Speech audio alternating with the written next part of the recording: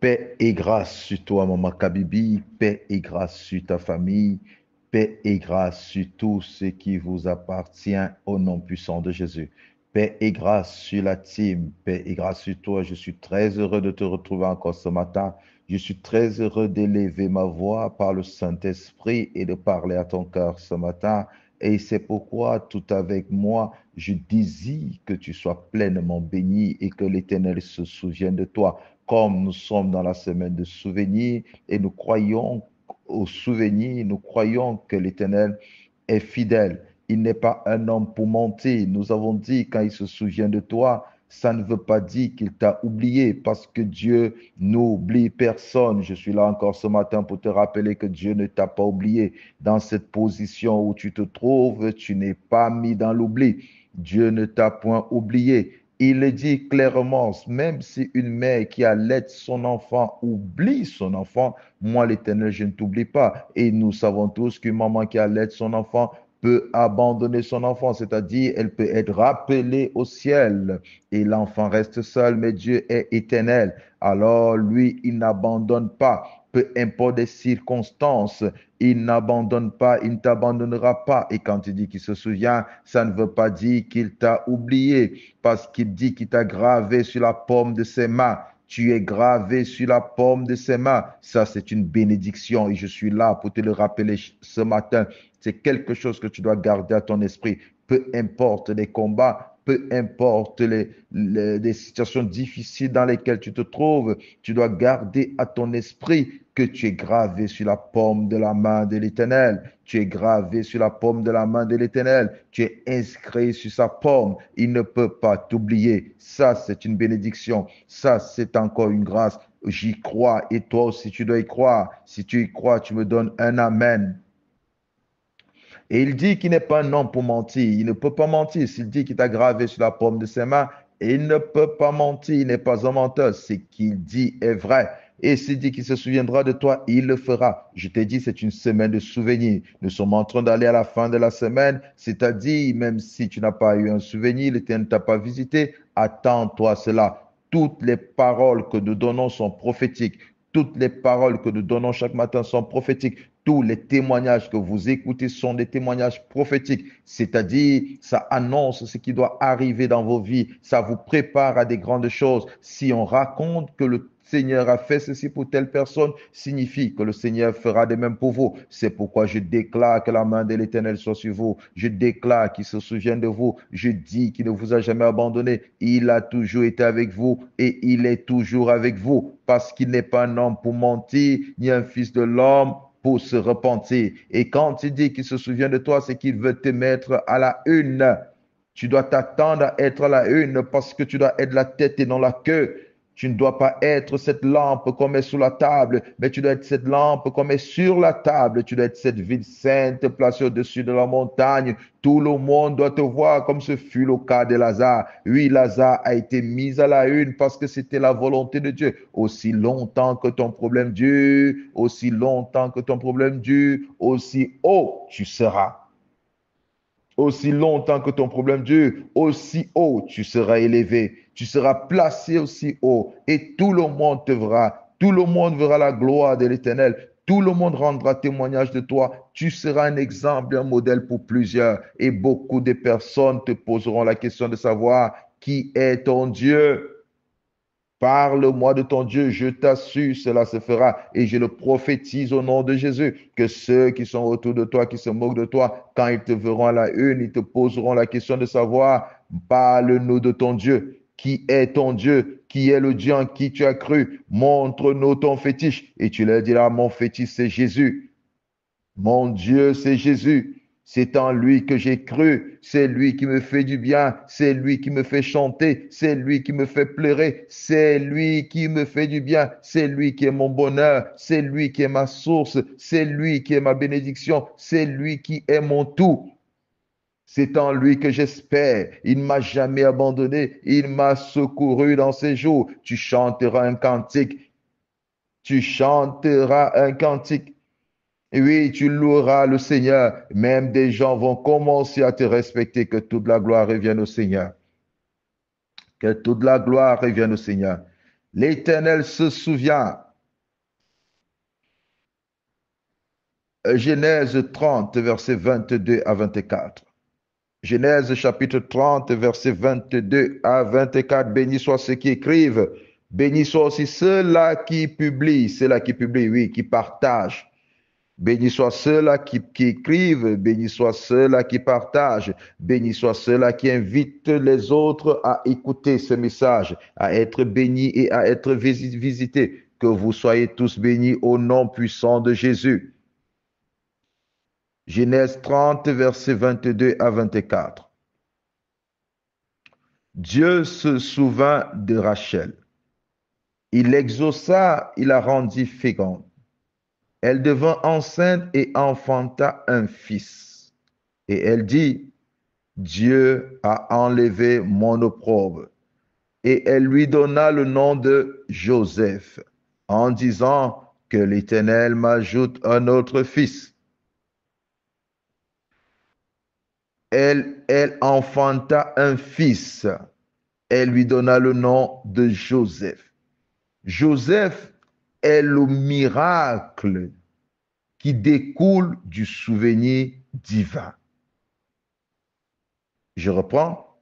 Joseph est le miracle qui découle du souvenir divin. Tu pries pour avoir quelque chose, tu ne l'as pas. Ou tu n'as pas les moyens de l'avoir. Oui. Cette chose viendra par la voie d'un miracle.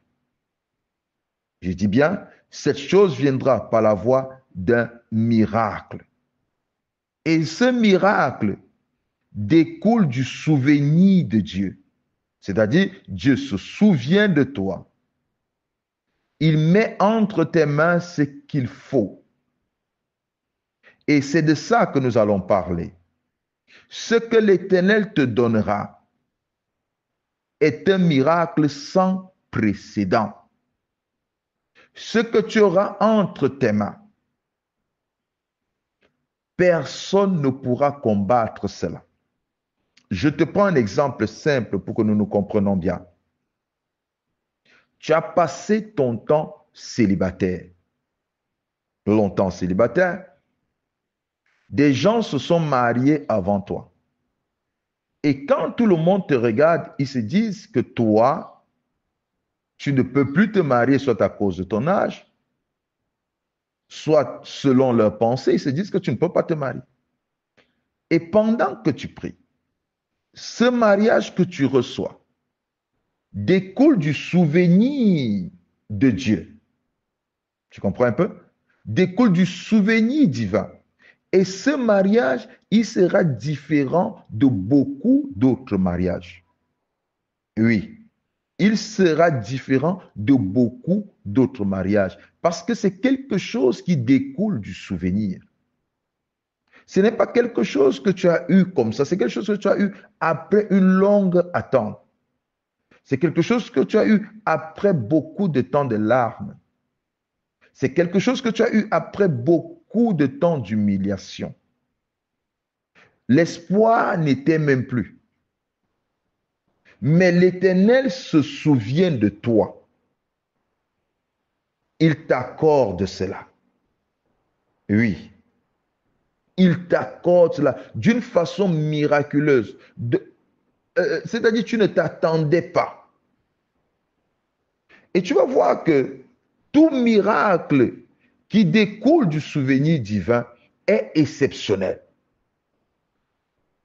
Tout miracle qui découle du souvenir divin, il est impossible de le détruire. Je ne vais pas dire difficile, mais je dis impossible.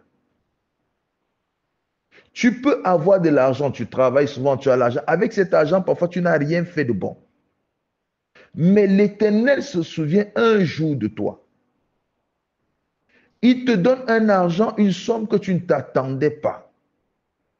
Et avec cet argent qu'il te donne, tu réalises tellement de choses que toi-même tu te poses la question, mais depuis j'ai travaillé, j'ai eu de l'argent, j'ai même eu plus que ça, mais je n'ai pas pu faire ce que j'ai fait avec ce que j'ai eu. Ça, c'est un agent miracle qui découle du souvenir divin. C'est pourquoi j'ai dit, c'est un miracle sans précédent.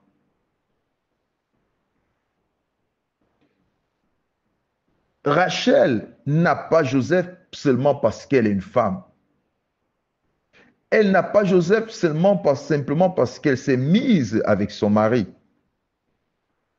Elle a Joseph parce que l'Éternel s'est souvenu d'elle et lui a donné cet enfant miracle. Et c'est pourquoi je te dis, quand l'Éternel se souvient de toi et qu'il t'accorde une chose, voilà, une chose miraculeusement, cette chose n'a pas d'égal. Il faut noter qu'il est dit que ce sont des choses que l'œil n'a point vues, qui ne sont point montées dans le cœur d'un homme, que l'oreille n'a point entendu. Ce sont des choses que Dieu a réservées, a mis en réserve pour ceux-là qu'il aime. Pour ceux-là qu'il aime. Il y a des miracles qui découlent du souvenir divin.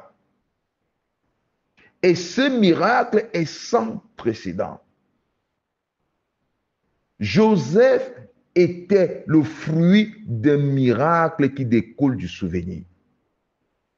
Au milieu de ses frères, Joseph n'était pas respecté. Joseph était haï. Il était le dernier avant Benjamin, parce que Benjamin, c'était son petit frère. Il était aimé de son père, mais haï de ses frères. Il était différent de tous ses frères. C'est pourquoi je dis le miracle qui découle du souvenir est différent. Des gens peuvent avoir reçu des choses avant toi.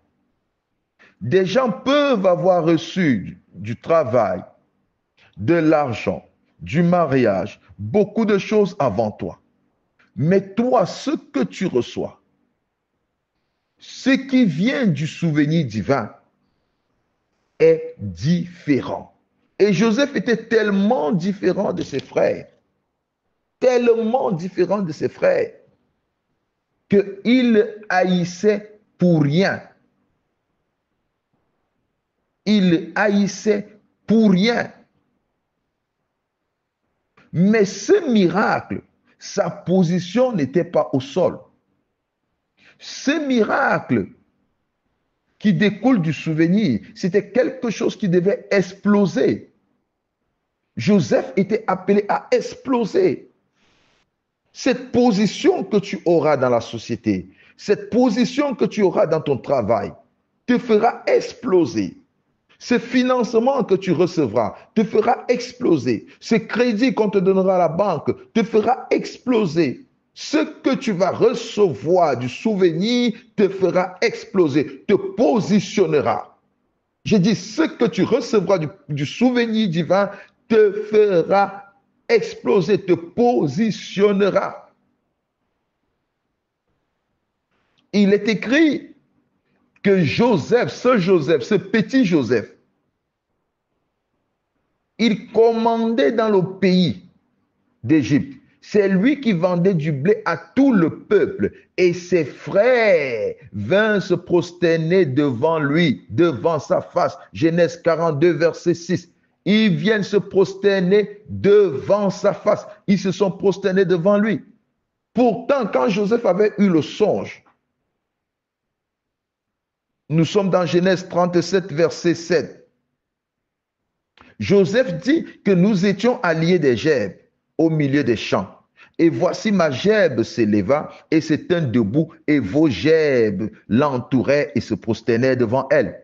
Personne n'a cru à ce songe. Quand Joseph a eu ce songe, personne n'a cru. À Genèse 37, verset 8, ses frères lui dirent, est-ce que tu régneras sur nous? Est-ce que tu nous gouverneras? Et ils haïrent encore davantage à cause des songes et à cause de ses paroles. Ils haïrent encore davantage. Mais ces mêmes frères qui ont posé la question, est-ce que tu régneras sur nous? Ces mêmes frères qui ont posé la question, est-ce que tu nous gouverneras? Ces mêmes frères qui ont vendu Joseph, croyant qu'il devait tuer son songe, ce sont les mêmes. Vous savez comment Dieu fait les choses? Ce sont les mêmes qui se sont approchés de Joseph et qui se sont prosternés devant Joseph. Ce sont les mêmes qui se sont approchés de Joseph et qui se sont prosternés de Joseph. C'est pourquoi je dis le souvenir de Dieu te place à la une. Ce qui découle, le miracle qui découle du souvenir te positionne.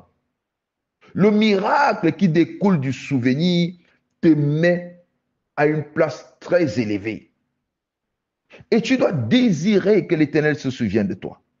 Tu dois désirer que l'Éternel se souvienne de ta famille. Tu dois désirer que l'Éternel se souvienne de tes enfants. Tu dois désirer que l'Éternel se souvienne, qu'il se souvienne de toi. Parce que quand il se souvient de toi, il y a un miracle qui s'opère. Genèse 50, verset 17 à 19.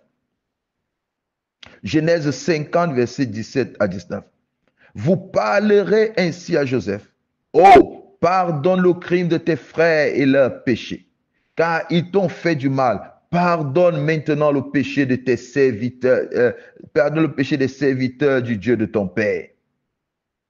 Joseph pleura en entendant ces paroles.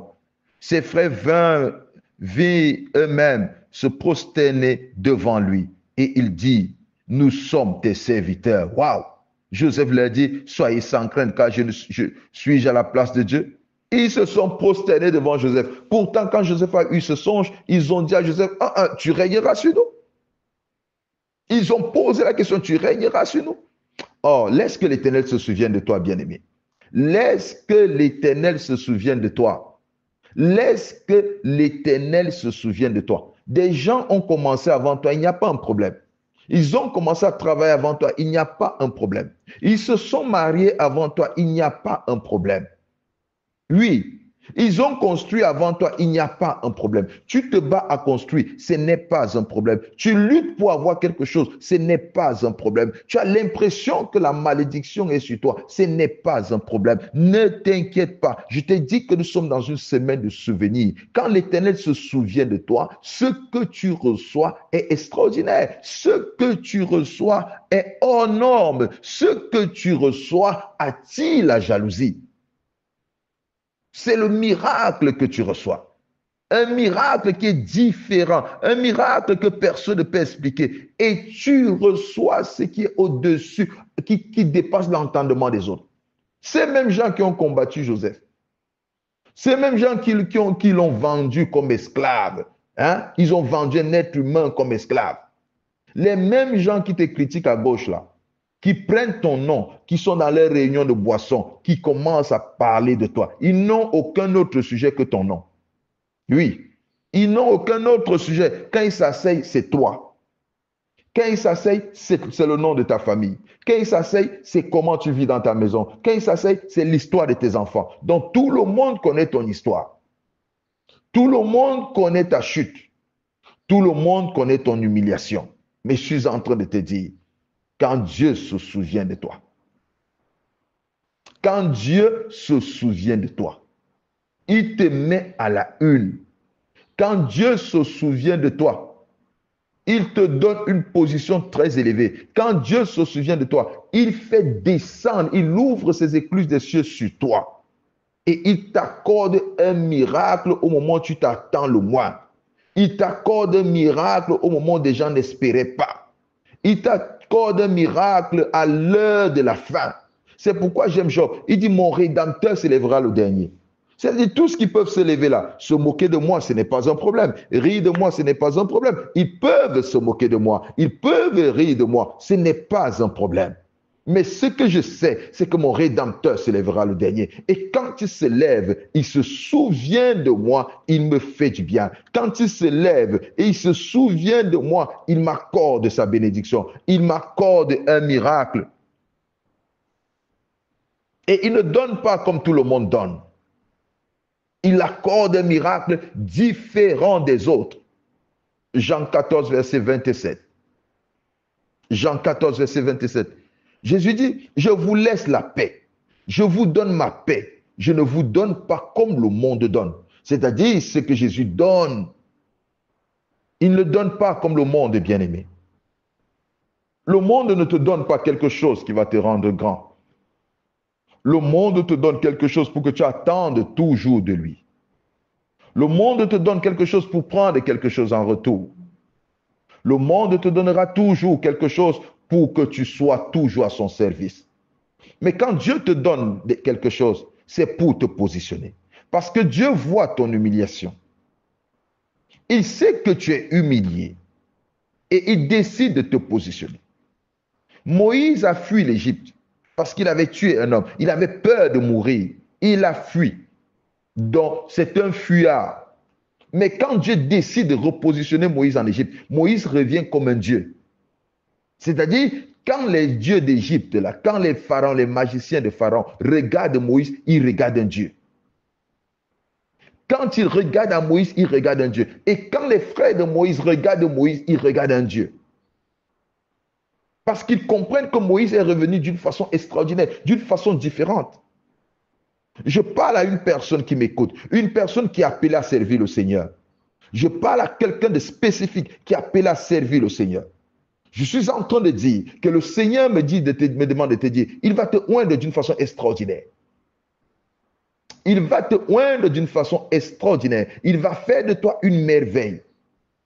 Il t'utilisera d'une manière où tout le monde qui te verra sera étonné. Et des gens se poseront la question, ceux qui te connaissent se poseront la question de savoir, est-ce que c'est vraiment toi? Où est-ce que tu étais durant tout ce temps? Quand l'Éternel décide de te positionner, il prend des choses viles pour confondre des sages. Il travaille avec des choses viles. Il travaille avec des choses folles aux yeux du monde. Parce que son objectif est de confondre la sagesse humaine. Son objectif est de confondre ceux-là qui se disent sages. Il a pris Salomon. Il a dit qu'il fait de Salomon un roi exceptionnel où avant lui et après lui, il n'y aura personne comme lui. Salomon, avant lui et après lui, il n'y avait personne comme lui. À la hauteur de sa richesse, à la hauteur de sa sagesse, il n'y avait personne comme lui. Ça veut dire que Dieu est capable de rendre quelqu'un riche, un de ses fils riches, extraordinairement. Pour moi, la richesse n'est pas un péché. Dieu est capable de rendre quelqu'un riche. Et le chrétien, le fils de Dieu, doit penser à cette grandeur, doit penser à cette richesse, doit s'attendre à ça. Mais malheureusement, nous avons des fils de Dieu qui pensent qu'ils doivent être à la queue. Non, tu es à la tête. Tu es à la tête. Ce n'est pas tout le monde qui est à la tête qui a touché les fétiches. Détrompez-vous. Ce n'est pas tout le monde qui vit bien qui a touché les fétiches. Dieu a aussi besoin des princes et des princesses. Des gens, quand on les regarde, on dit non, ça c'est la bénédiction de l'Éternel. Dieu n'a pas besoin des enfants ou des chrétiens qui se présentent comme s'ils étaient malheureux, comme s'ils étaient mendiants. Dieu n'a pas besoin de ça. Dieu a besoin des gens qui attirent l'attention. C'est-à-dire des gens, quand on les regarde, quelqu'un dit, je veux être comme lui. Je veux être comme cette personne. Je veux être comme cette personne. Comment je peux faire? Une personne doit t'envier. Quand tu es une femme, tu marches dans la rue, il faudrait que des hommes se tournent et te regardent. Jésus n'avait rien pour attirer des regards. Pourquoi? Parce que toi, tu dois avoir quelque chose qui attire des regards. Tu dois avoir une beauté qui attire. Tu dois avoir un éclat. Lui, il n'avait ni éclat, ni beauté. Il n'avait rien pour attirer des regards. C'est pour que toi, tu attires des regards. C'est-à-dire, il s'est dépouillé de sa beauté et il a déversé cet éclat sur toi. Et si tu n'as pas d'éclat, tu dois prier. Que l'Éternel se souvienne de toi. Tu dois prier que l'Éternel se souvienne de toi. Parce qu'il est inadmissible, impossible que toi, comme fille de Dieu, tu marches en route, personne ne te regarde. Comme toi, fille de Dieu, tu te négliges. Il est impossible et il n'est pas bon. Tu dois briller parce qu'il dit que nous sommes la lumière. Il ne dit pas que nous avons la lumière. Il dit nous sommes la lumière. Et une lumière, une lampe, on ne l'allume pas pour la placer sous la table. Et si l'Éternel t'a allumé, si l'Éternel t'a visité, ce n'est pas pour que tu sois caché, c'est pour que tu sois à la une. Et quand il se souvient de toi, c'est pour te placer à la une. Quand il se souvient de toi, c'est pour te placer à la une. Quand il appelle Saoul, il est dit de Saoul que Saoul était beau de figure. Était beau de figure. David était beau de figure. L'Éternel embellit. L'Éternel rend beau. L'Éternel rend intelligent. L'Éternel rend sage. Au milieu des chrétiens, nous devons avoir des personnes très intelligentes et non des personnes abouties. Parce que l'Éternel donne l'intelligence. Et si tu connais que l'Éternel a l'intelligence, il te donnera. Et au milieu de tes semblables, il n'y aura personne au-dessus de toi. Il te donnera l'intelligence. Et si tu as besoin de sagesse, il te donnera la sagesse. En sorte que quand tu ouvres ta bouche, des gens soient étonnés. Jésus a 12 ans. Il parlait au milieu des anciens qui étaient étonnés. Qui était étonné. Le chrétien n'est pas seulement celui qui prie, ni le chrétien n'est pas seulement celui qui parle en langue, c'est celui qui étonne partout il passe. Il attire des regards. On se tourne quand on l'entend parler. Chacun de nous a quelque chose que l'Éternel place en lui. Ce n'est pas quand il parle de Jésus. Le Seigneur a besoin des personnes intelligentes, des personnes intellectuelles, des personnes sages. Tout le monde ne peut pas aller sur les bancs de l'école, mais il y a des personnes enseignées par Dieu, des personnes qui reçoivent cette sagesse divine. Oh, quand l'Éternel se souvient de toi, il transforme ton être tout entier. Quand l'Éternel se souvient de toi, il transforme ta vie tout entière. Je t'ai dit, il s'est souvenu de Marie. Il a fait de Marie la mère du Seigneur. Et quand Marie arrive chez sa tante Élisabeth, sa tante ne l'appelle pas ma fille. Sa tante ne l'appelle pas ma nièce. Sa tante dit que me vaut l'honneur de recevoir dans ma maison la mère de mon Seigneur. Sa tante l'honneur, sa tante la reçoit avec révérence. Et c'est comme ça que les frères de Joseph, quand ils arrivent en Égypte, ils se prosternent devant Joseph parce que Joseph a ce qu'ils n'ont pas. La différence. Et le Seigneur dit, je mettrai la différence entre vous.